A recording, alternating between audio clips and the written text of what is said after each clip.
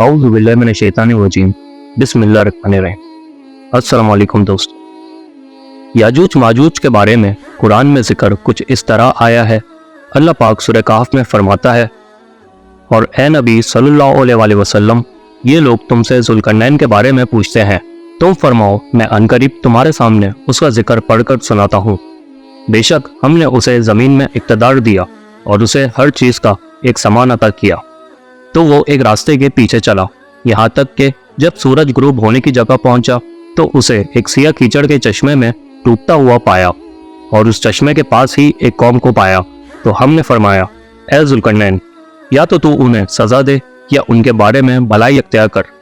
कहा ज़ुल्करनैन ने, बहरहाल जिसने जुल्म किया तो अनकरीब हम उसे सज़ा देंगे, फिर वो अपने रब की तरफ लौटाया जाएगा तो वो उसे बहुत बुरा अजाब देगा। और बहरहाल जो ईमान लाया और उसने नेक अमल किया तो उसका बदला भलाई है, और अनकरीब हम उसको आसान काम कहेंगे। फिर वो एक रास्ते के पीछे चला, यहाँ तक कि जब सूरज तुलू होने की जगह पहुंचा तो उसे एक ऐसी कौम पर तुलू होता पाया जिसके लिए हमने सूरज से कोई आड़ नहीं रखी थी। बात इसी तरह है, और जो कुछ उसके पास था सबको हमारा इल्म मुहीत है। फिर वो एक और रास्ते के पीछे चला, यहाँ तक कि जब वो दो पहाड़ों के दरमियान पहुंचा तो उसने उन पहाड़ों के आगे एक ऐसी कौम को पाया जो कोई बात समझते मालूम न होते थे।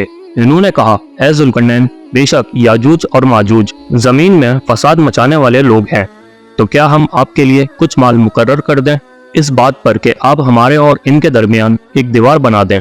ज़ुल्करनैन ने कहा, जिस चीज पर मुझे मेरे रब ने काबू दिया है वो बेहतर है, तो तुम मेरी मदद कुव्वत के साथ करो, मैं तुम्हारे और उनके दरमियान एक मजबूत रुकावट बना दूंगा।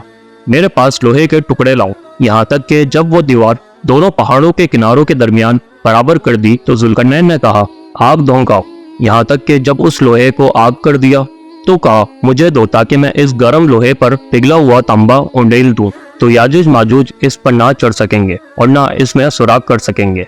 ज़ुल्करनैन ने कहा, ये मेरे रब की रहमत है, फिर जब मेरे रब का वादा आएगा तो उसे पाश पाश कर देगा, और मेरे रब का वादा सच्चा है, और उस दिन हम इन्हें छोड़ देंगे। इनका एक गुरूह दूसरे पर सैलाब की तरह आएगा, और सूर में फूंक मारी जाएगी तो हम सबको जमा कर लाएंगे। अब बात करते हैं पहले हजरत ज़ुल्करनैन के बारे में।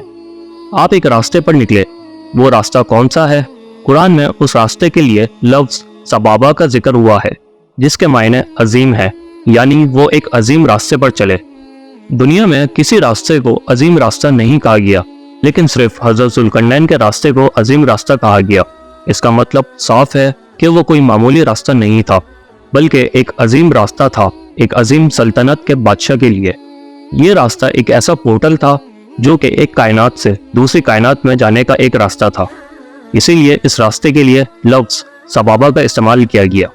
हजरत ज़ुल्करनैन को अल्लाह पाक ने पूरी दुनिया में हुकूमत अता फरमाई थी और हर चीज़ का एक समान अता फरमाया।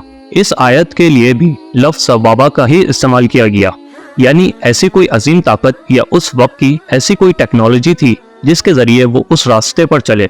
अब वो एक जगह पहुंचे जहां सूरज को काले पानी के कीचड़ में गुरूब होता हुआ पाया। अब इस बात से हर कोई बाखबर है कि सूरज कभी पानी में गुरूब नहीं होता। यहाँ काले पानी के कीचड़ से मुराद ब्लैक होल है। साइंस ने ब्लैक होल सन 1967 में पहली दफा डिस्कवर किया, और मजीद रिसर्च से ये पता चला कि ब्लैक होल सूरज या प्लैनेट को अपने अंदर निगल लेता है, यानी उनको खा जाता है। सूरज के डूबने की जगह ब्लैक होल है, और जब हजरत ज़ुल्करनैन वहां पहुंचे तो उन्होंने सूरज को ब्लैक होल में डूबता हुआ पाया। फिर उन्होंने उस चश्मे के पास यानी ब्लैक होल के पास एक कौम को पाया जो सरकशी में मुब्तला थी। तो अल्लाह पाक ने फरमाया कि ए ज़ुल्करनैन, या तो तू इनको सजा दे या इनको माफ कर दे।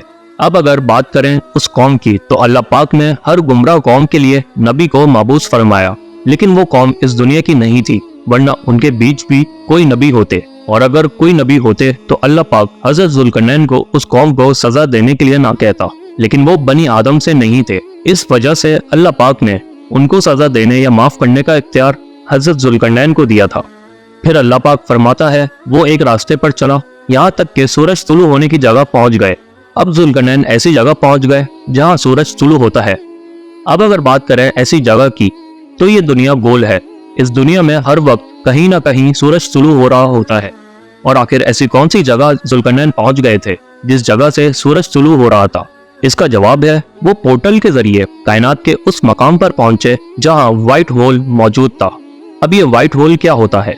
जिस तरह ब्लैक होल हर चीज अपने अंदर निगल लेता है, बड़े से बड़ा सूरज और बड़े से बड़ा सैयारा ब्लैक होल के अंदर खिंचा चला जाता है, बिल्कुल उसी तरह ब्लैक होल के दूसरे सिरे से वो सब बाहर आ जाता है। ब्लैक होल का एक सिरा सब कुछ अपने अंदर निगल लेता है और दूसरा सिरा सब कुछ बाहर निकाल देता है, और इसी दूसरे सिरे को व्हाइट होल कहा जाता है। लेकिन अभी तक हमारी टेक्नोलॉजी इस काबिल नहीं हुई कि व्हाइट होल डिस्कवर कर सकें, लेकिन मुस्तकबिल में ऐसी टेक्नोलॉजी जरूर ऐजाद हो जाएगी जिसके जरिए व्हाइट होल डिस्कवर कर सकें।